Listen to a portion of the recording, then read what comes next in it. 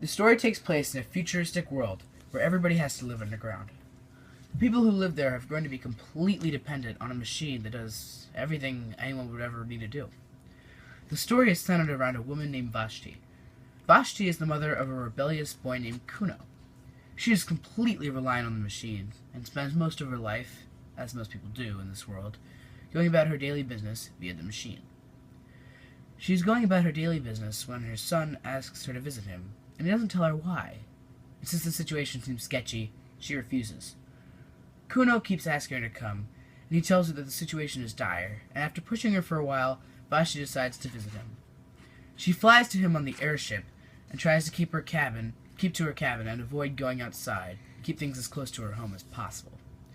When she arrives to Kuno's room, Kuno tells her that he couldn't tell her the information over the machine's comm system because he had done something against the rules that could be punished by homelessness, which was this world's equivalent of a death sentence, in which you would be forced to go to the surface. After this, Kuno tells Vashti his story. It begins with Kuno finding an exit to the surface, and as he works his way to the surface, he's inflicted with many new sensations that are completely new to him. He then realizes how the human race has gone awry, and he doesn't want to go back, but the machine finds him and takes him back underground. But right before he is dragged back underground, he spots somebody in the bushes for a moment, and then it's gone. After he is dragged back to his quarters, he calls Vashti, and that is where his story ends. Vashti is disgusted at his defiance in the machine, and they start to argue, and then Kuno accuses Vashti of worshipping the machine. Vashti is furious at him and leaves immediately.